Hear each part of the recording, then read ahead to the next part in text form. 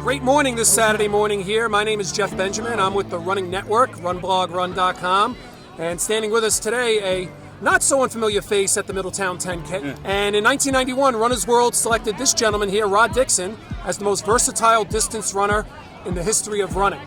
And to just give you an idea, Rod ran 3:33 for 1500, which is the equivalent of a 350 mile. And then later on, would go on to win the New York City Marathon in 2 hours, 8 minutes, and 59 seconds, one of the most dramatic comebacks ever in the history of sport.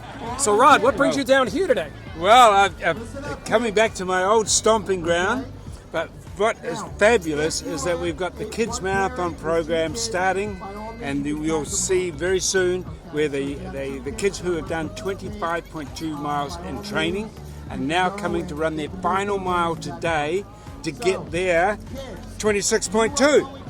It's really cool. And of course, this one is the tortoise. And so I want them all to think that they can be a tortoise, because the tortoise, slow and steady, wins the race. That's right, and your old saying as well is that finishing is winning and... Finishing is winning and winning is finishing. That's right, that's right. And Rod, why don't you tell everyone, this program, the Kids Marathon Program, Rod Dixon's Kids Marathon Program, is very prevalent in the state of Connecticut in their school system, parts of the rest of America, as well as New Zealand, obviously. Yes. And Ireland, yes. And what motivated you to want to do this for the kids? Well, I mean, I was inspired to do it when I was a kid, and I saw it was missing. And Sir Edmund Hillary, conqueror of Mount Everest, he said to me, "Will I inspire the next generation?" And I said, "Yes, sir, I will."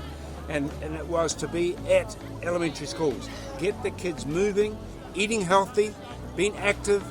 And we know that comes into higher test scores. So we've got to get the kids moving.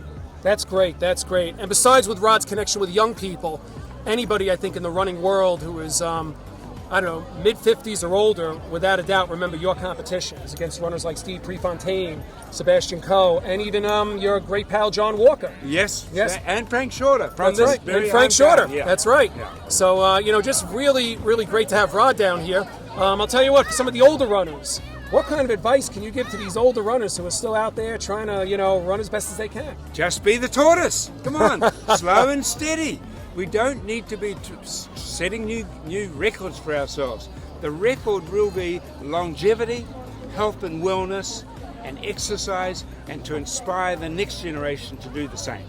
Great. And in conclusion, just as a young track fan, my first encounter with the dynamic Rod Dixon was in 1983 at the Asbury Park 10K, meeting Rod, and began a friendship that has continued now from the last century, hopefully on to the great future. So, Rod, thanks a lot for your time, and thanks again. Jeff, thank you, and thank you, everybody. Rod was acknowledged by Runner's World magazine back in 1992 as the most versatile distance runner ever, from the mile up to the marathon.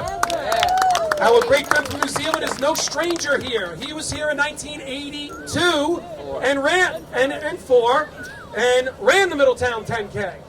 But for Rod, hometown hero Frank Shorter won the race, and after Frank beat him, Rod turned around in the finish line chute and said, "Mate, next year you're coming to my hometown in New Zealand to race against me." Whether that happened or not, I don't know. But without further ado, our running legend, who is now committed to getting kids all over the world into shape and to lead healthy lifestyles, the immortal Rod Dixon. Is that all about me? I can't believe it. Well, I've got to talk to the kids, of course, because you're the most important right now, and you know what you're going to do. You know how many laps you're going to do? Hold up how many fingers. Exactly. And you know what it is. You know who this is, right? This is the tortoise. So I want you to go slow. Slow and steady wins the race, doesn't it? Slow and steady. So go very quietly. Don't be in a hurry. You've got 4 laps to go. And I will see you at the finish line. Finishing is winning.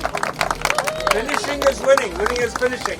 So have a good one, and we're going to be cheering you every step of the way.